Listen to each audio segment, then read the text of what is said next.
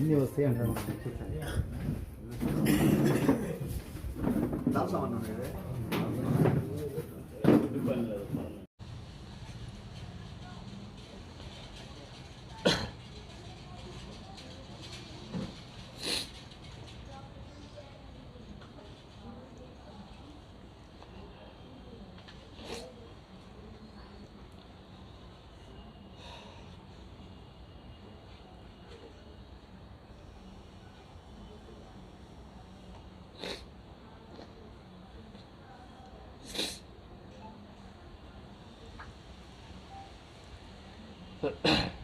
అని చెప్పి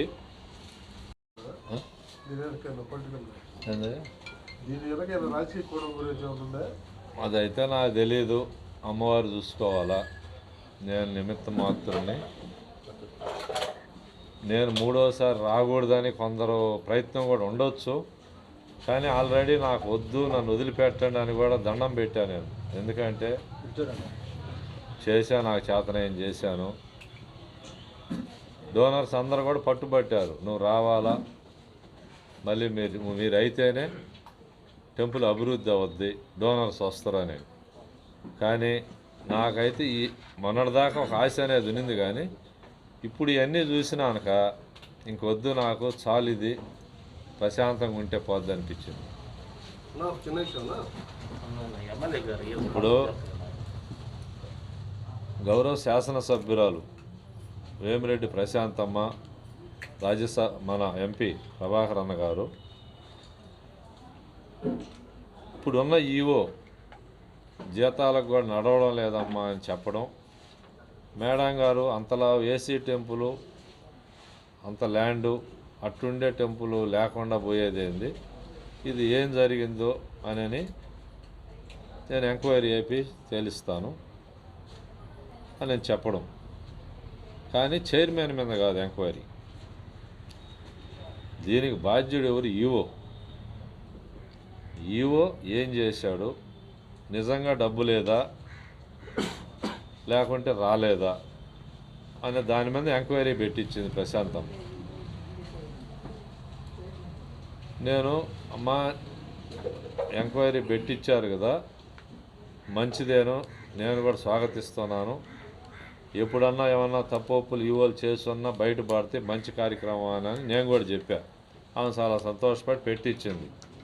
కానీ ఇప్పుడు 3 రోజులు అధికారులు వచ్చి ఎంక్వైరీ చేశారు, బాగుంది. చేసినాక ఫలాని తప్పు ఉంది, ఇంత ఈవో తిన్నాడా, ఇంత తెల్లేదా, అసలు ఏందనేది ఎవరికన్నా కానీ అధికారులు ఒక మాట చెప్పారా?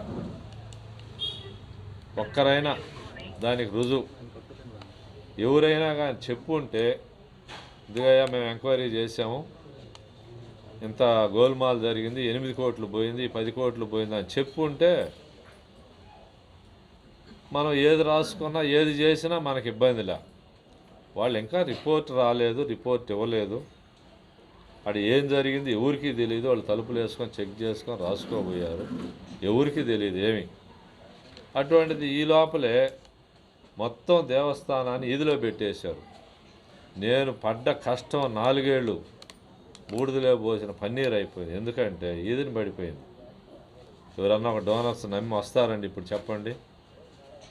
నేను అభివృద్ధి చేయడం నా తప్ప, డోనర్స్ని రాష్ట్రాలు తిరిగి తీసుకురావడం నా తప్ప నేను చేసింది? ఇవాళ డోనర్స్ అన్న ఒక చైర్మన్ నమ్మి, ఒక ఈవోని నమ్మి ఆడికి వచ్చి 1 లక్ష రూపాయలు డొనేట్ చేయగలడు ఆయన? నెలకు 30 లక్షల రూపాయలు జీతభత్యాలు ఎట్ట నడవాలి అని నేను కేవలం మీరు ఏమన్నా అనుకోండి, చాలా బాధాకరమైన విషయం.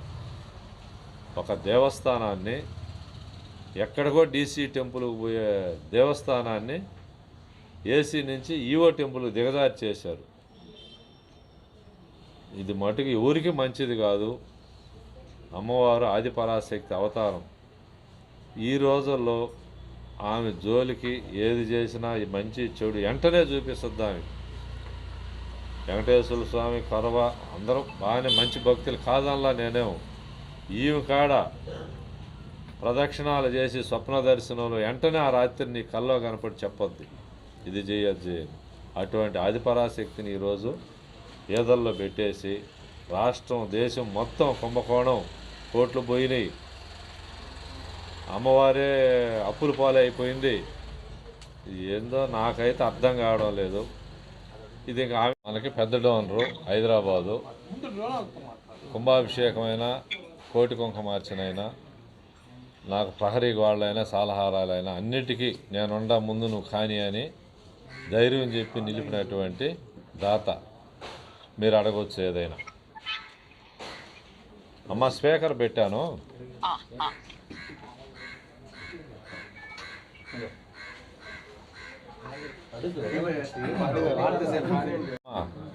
ఈ మధ్య కొంచెం నా మీద అభియోగాలు, కొద్దిగా టెంపుల్ మీద, దేవస్థానం మీద కొంత అమౌంట్ గోల్మాల్ అయింది, చైర్మన్ గారు ఇటు చేశారని వచ్చిన వార్తలు. మీరు కూడా డోనర్స్ కాబట్టి మేము ఇప్పుడు పత్రికల వాళ్ళందరూ ఉన్నారు, మీడియా, ఒక్కసారి మాట్లాడతారమ్మా. ఢిల్లీలో ఉన్నా. నమస్తే అమ్మా. అమ్మా మీరు దేవస్థానానికి ఏం చేస్తున్నారమ్మా?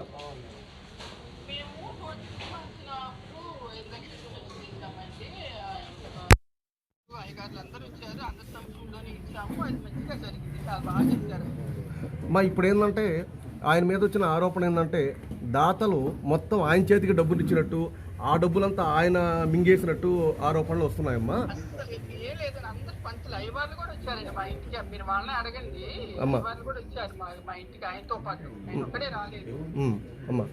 అయ్యవాళ్ళు వచ్చారు, అక్కడ ఉన్న ప్రసాద్ స్వామి అందరు ఉన్నారు కదా, అక్కడ పంతులు గారు అందరు వచ్చారు, అందరి సంవత్సరంలోనే ఇచ్చారు. అంతేగాని ఆయనకి పర్సనల్ గా మీరు అకౌంట్ లో వేయడం కాదు, 5 పైసలు కూడా ఇవ్వలేదండి, అందరి సంవత్సరంలోనే ఇచ్చాను. అమ్మా ఇప్పుడు ఆయన మీద మీ అభిప్రాయం ఏందమ్మా? ఆయన చాలా మంచి వ్యక్తి అండి. మరి ఇటువంటి ఎందుకు వచ్చినాయో మాకు తెలియట్లేదు. చాలా బాధాకరమైన విషయం ఇది మాత్రం చాలా. ఎందుకంటే ఆయన చాలా మంచి వ్యక్తి. ఆయన డబ్బులు ఇస్తాడు కానీ ఆయన ఎవరికి తీసుకునే వ్యక్తి కాదు. మాకు తెలుసు కదా, మేము చూసాం కదా అక్కడ. నేను 2-3 years వస్తానే ఉన్నాను అమ్మవారి దగ్గరికి, నేను చూస్తున్నాను కదా. ఆయన చాలా మంచి వ్యక్తి, అటువంటి వ్యక్తి కానే కాదు ఆయన. ఆయన డబ్బులు పెడతాడు ఇంకా కావాలంటే. థ్యాంక్స్ అమ్మా. ప్రభాకర్ అన్న, వాళ్ళు వేసిన కమిటీ మంచిదే కాదనలా. చెక్కింగ్ చేసుకోవడం, గాడిని పెట్టడం అంతా కూడా మంచిదే. నేను మీ అందరి ద్వారా ఇంకొక విషయం కూడా చెప్తుండా. మనకి ఈ మధ్యకాలంలో 2 ఏళ్ల ముందు ఏమో తుఫాను వచ్చి ఎలవలు వచ్చేసినాయి, ఊళ్ళు మునిగిపోయినాయి మొత్తం. జొన్నాడ కాడి నుంచి, పెనవాళ్ళ కాడి నుంచి, కోవూరు కాడి నుంచి అన్నీ. ఈ ఎందుకు మునిగిపోయినాయి, దేనివల్ల అనేది ఏమన్నా మీరు చెప్పగలిగారా?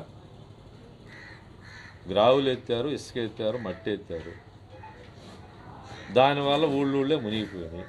వాటి మీద ఏమైనా ఎంక్వైరీ పెట్టారా?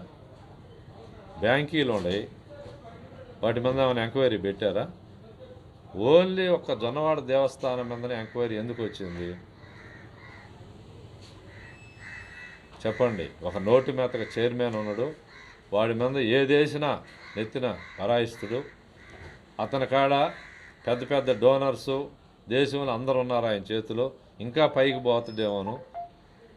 అతన్ని అట్టడికి దొక్కాలంటే ఈ నిందులు వేస్తే తప్పన అట్టడుగును పడిపోతాడు అని కేవలం ఈ టైపు చేశారే కానీ నన్ను వాళ్ళు దెబ్బతీస్తున్నారు అనుకుంటున్నారే కానీ జొన్నవాడ దేవస్థానం అడుక్కుపోతుందనేది, అమ్మవారు ఏదన పడుతుందనేది వాళ్ళు గ్రహించుకోలేకపోయారు.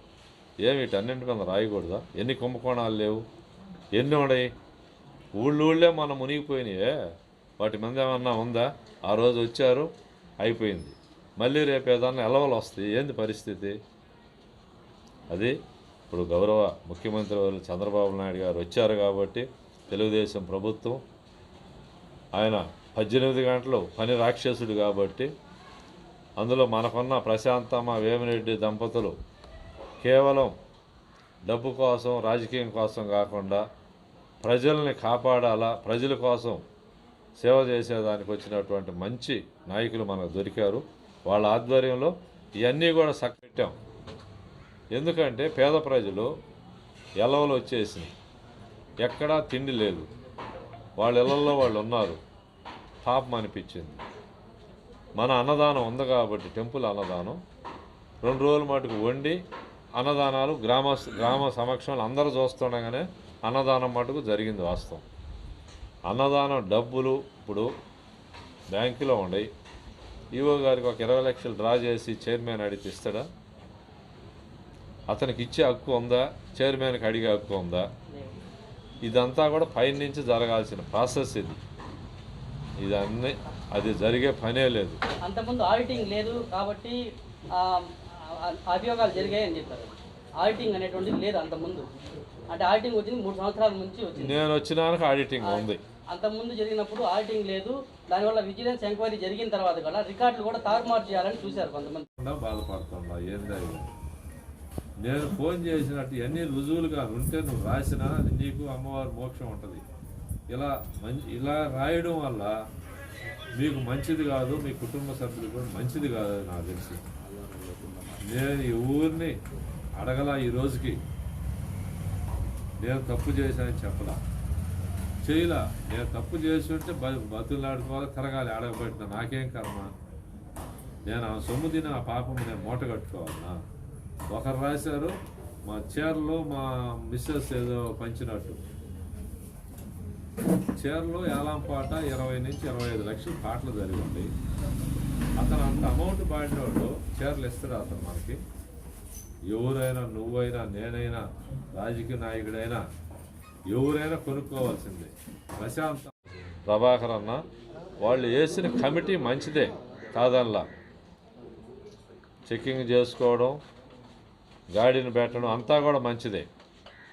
నేను మీ అందరి ద్వారా ఇంకొక విషయం కూడా చెప్తుండా. మనకి ఈ మధ్యకాలంలో 2 ఏళ్ల ముందు ఏమో తుఫాను వచ్చి ఎలవలు వచ్చేసినాయి, ఊళ్ళు మునిగిపోయినాయి మొత్తం. జొన్నాడ కాడి నుంచి, పెనవాళ్ళ కాడి నుంచి, కోవూరు కాడి నుంచి అన్నీ. ఈ ఎందుకు మునిగిపోయినాయి, దేనివల్ల అనేది ఏమన్నా మీరు చెప్పగలిగారా?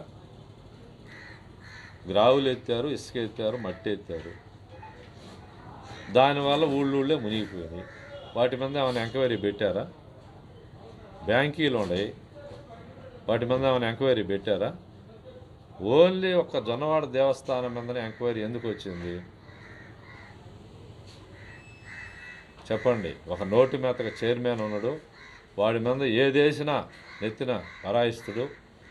అతని కాడ పెద్ద పెద్ద డోనర్సు దేశంలో అందరు ఉన్నారు ఆయన చేతిలో, ఇంకా పైకి పోతాడేమోను. అతన్ని అట్టడుగు దొక్కాలంటే ఈ నిందులు వేస్తే తప్పన అట్టడుగును పడిపోతాడు అని కేవలం ఈ టైపు చేశారే కానీ నన్ను వాళ్ళు దెబ్బతీస్తున్నారు అనుకుంటున్నారే కానీ జొన్నవాడ దేవస్థానం అడుక్కుపోతుందనేది, అమ్మవారు ఈదన పడుతుందనేది వాళ్ళు గ్రహించుకోలేకపోయారు. ఏమి వీటన్నింటి మీద రాయకూడదా? ఎన్ని కుంభకోణాలు లేవు, ఎన్ని ఉన్నాయి? ఊళ్ళే మనం మునిగిపోయినాయే, వాటి మీద ఏమన్నా ఉందా? ఆ రోజు వచ్చారు, అయిపోయింది. మళ్ళీ రేపు ఏదన్నా ఎలవలు వస్తాయి, ఏంది పరిస్థితి? అది ఇప్పుడు గౌరవ ముఖ్యమంత్రి వారు చంద్రబాబు నాయుడు గారు వచ్చారు కాబట్టి తెలుగుదేశం ప్రభుత్వం, ఆయన 18 గంటలు పని రాక్షసుడు కాబట్టి అందులో మనకున్న ప్రశాంతమ్మ వేమిరెడ్డి దంపతులు కేవలం డబ్బు కోసం, రాజకీయం కోసం కాకుండా ప్రజల్ని కాపాడాలా, ప్రజల కోసం సేవ చేసేదానికి వచ్చినటువంటి మంచి నాయకులు మనకు దొరికారు. వాళ్ళ ఆధ్వర్యంలో ఇవన్నీ కూడా నేను నమ్ముతున్నాను. ఒక చిన్న విషయంలో డోనర్స్ మీరు మాట్లాడాలి. మీరు చేస్తున్నటువంటి అక్రమాలన్నింటినీ కూడా మేము అడిచేసి మీడియా వాళ్ళంతా దాన్ని బయట పెట్టకుండా మేము సొంతానికి మేము మాకు ఇచ్చినట్టుగా మా వీడియో అంటే మీరు చేస్తున్న అక్రమాలకి మేము కళ్ళు మూసుకొని ఉన్నారా, మీడియా ఏం చేస్తున్నారు క్వశ్చన్ కూడా వేశారు. దానిపైన మీరు ఎంత మేము 2 లక్షల రూపాయలు మేము ఇక్కడ ఇప్పుడు అందరూ ఇక్కడ ఇది చాలా తప్పు, ఇది చాలా తప్పు. ఎవరు కూడా అది రాసిన వాళ్ళైనా, చూసిన వాళ్ళైనా, చెప్పిన వాళ్ళైనా చాలా తప్పు ఇది. మీడియా అంటే నా సోదరులు, సోదరీమణులు, నాకు వేరే రాజకీయం పడలేదు. ఒక్క జొన్నవాడ దేవస్థానం దేశంలోనే ఈరోజు ప్రముఖ వ్యక్తులకి తెలిసి వాళ్ళు దర్శనాలకు వస్తున్నారంటే హైకోర్టు జడ్జీలు కానీ ఎంపీలు ఎమ్మెల్యేలు ఢిల్లీ లెవెల్లో అందరూ వస్తున్నారంటే అది కేవలం మీడియా సహకారం నాకు. వాళ్ళకి ఎంతమందికి ఎన్ని లక్షలు నా కాడ ఉండయా అంత మాత్రమా? అవి అంత తప్పుడు రాతలు తప్పుడు మాటలయ్యి మీడియా అనుకునే శక్తి ఎవరికి లేదు. అంటే మీ గురించి టెంపుల్ గురించి ప్రతిరోజు సోషల్ మీడియాలో పోస్టులు పెడుతున్నాడు. నేను పోస్టులు పెట్టిన వాళ్ళు కానీ ఈ చెప్పేవాళ్ళు కానీ ఒకటే, మా భార్యాభర్తలు నిద్రలేసిపోయి అమ్మవారి సేవ చేసేది తప్ప నాకు తెలియదు.